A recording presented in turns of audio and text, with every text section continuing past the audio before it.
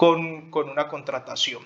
Entonces ya aquí todos tienen su SIGEP 2, donde sabemos que la Secretaría no tiene como el control sobre esa plataforma, pero la funcionaria delegada para eso, todos sabemos que es nuestra compañera Génova, ahí está su contacto, su nombre, su correo electrónico. Y en el SECOP 2 es lo mismo, la Secretaría no tiene como la administración de la plataforma, lo único que tiene son unos usuarios como los mismos contratistas para vincular la contratación. Más allá, cuando hay problemas graves de usuarios, hay que comunicarse directamente con los administradores de la plataforma para que sean ellos los encargados de solucionar esos problemas. Nosotros hacemos hasta donde más podemos. Y el tercer usuario sería el de la creación como proveedor de la Gobernación del Valle, que ya también todos saben que lo que necesitamos para eso es la minuta del contrato numerado, la copia de la cédula, el RUP y el comprobante de pago de la estampilla para llevarlo al cuarto piso de la Gobernación y con eso se les pueda crear su RUP. En ese orden de ideas, pues como para que tengan aquí el ejemplo, esta es la minuta y así es cuando está numerado con los últimos 4 números que ni siquiera lo hacemos en la Secretaría, sino que lo hace el piso 16 de la Gobernación, que es el despacho de la gobernadora Clara Luz. Y lo que nosotros necesitamos que interioricen es que hay una lista de chequeo que se debe cumplir de principio a fin. Esta lista de chequeo pues también tiene su código de aprobación y constantemente la pueden estar cambiando. Y como se está cambiando, pues siempre nos meten y nos sacan documentos que tenemos que estar pues como pendientes para cumplir con eso. Como pueden ver, es una lista de chequeo grande donde hay una etapa de planeación, donde hay una etapa de revisión de documentos, una etapa de contratación, una etapa de ejecución, que es todo lo que se desarrolla en el proceso contractual de prestación de servicios.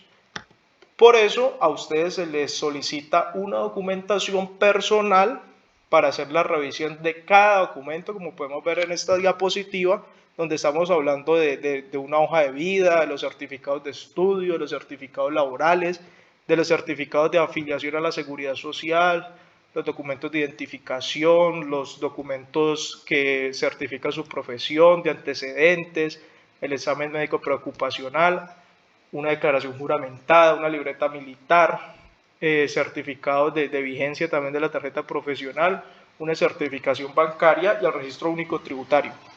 Y es lo que vamos a pasar ahora a explicarles de pronto cuáles son las minucias de cada documento, que es donde nos gastamos muchísimas horas de trabajo haciendo la revisión de contratista por contratista. Tengan en cuenta que en el año 2022 la entidad tuvo un promedio de más de 200 contratistas y para esos 200 contratistas se hicieron alrededor de mínimo 2 contratos al año. Entonces es bastante trabajo. Para la hoja de vida entendemos que hay un formato único que lo expide la función pública, que como es el que ustedes pueden ver en la diapositiva, que para cualquier personal que pretenda contratar debe ser bien diligenciado con todos sus documentos. Nos sucede mucho que a veces lo diligencia faltando la información. Inclusive este ejemplo que tenemos aquí podemos ver que le falta el número del teléfono y quedamos nosotros sin la posibilidad de poder contactar al contratista porque no quiso diligenciar su número de teléfono o su dirección o su correo está mal. Toda esa información que está dentro de la hoja de vida es como la información básica que se tiene para su contacto, para poderle mandar información, la misma entidad. Entonces es súper necesario que eso esté completamente diligenciado y correctamente. Y pasamos a la parte donde ya la información que yo ingreso a la hoja de vida debe de tener todos los soportes. ¿Por qué? Porque esa información se verifica tanto en el SIGEP 2 como en el proceso de contratación dentro de la entidad. Por eso siempre la insistencia de que no se meta ninguna información que no esté certificada. Y cuando hablamos de que esté certificada, es que para su aprobación debe de estar bien delimitado las fechas y demás datos que tiene cada certificación.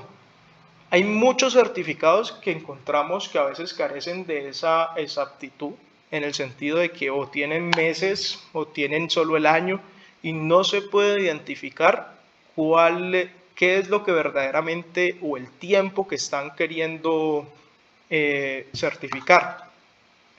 Y eso aplica tanto para la información laboral como para la información académica o de educación básica o cualquier otra. Por eso la misma hoja de vida les presenta a usted unos cuadros donde se debe diligenciar la fecha de ingreso y las fechas de retiro.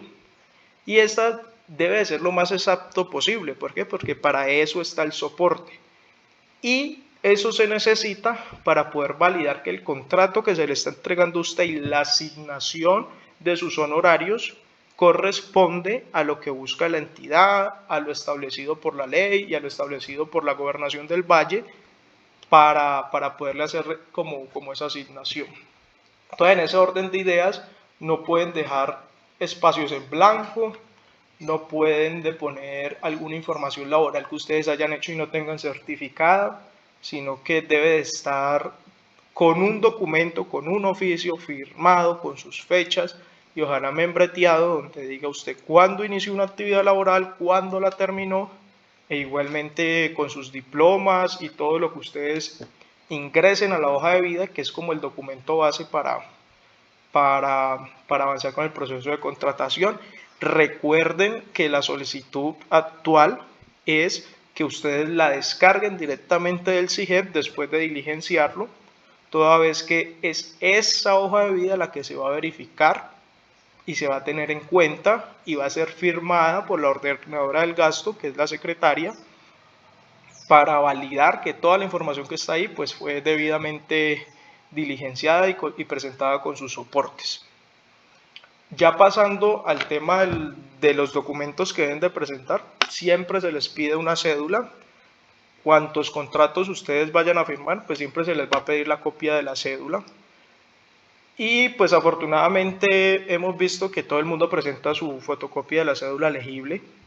Tener en cuenta que para el 2023, pues aún se acepta la cédula de hologramas amarillos, pero que terminado el año va a ser muy probable que se les exija la cédula digital.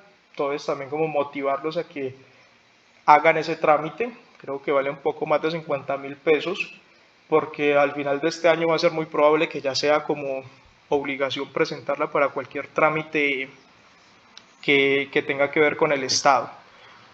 Y pues nosotros dentro de la entidad no hemos tenido ningún caso donde alguien se vaya a contratar con cédula de extranjería, pero pues también es posible contratar a una persona a sus servicios cuando no es nacional o tiene su cédula de extranjería.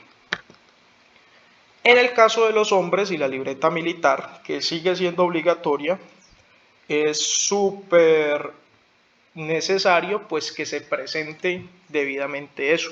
Ya han pasado casos en donde no se han podido hacer contratos de prestación de servicio porque no han presentado debidamente su situación militar. Entonces, ¿cómo la certifico? Pues evidentemente con la libreta militar. Aquí hay una versión en la imagen que ya es un poco más viejita. Hoy en día también viene con hologramas por lado y lado. Se debe presentar. Aplica para todo el personal masculino. No, y la única excepción es y que no es necesario aplicarla cuando son mayores de 50. Si usted tiene menos de 50, la situación militar debe de ser aclarada dentro del proceso de contratación.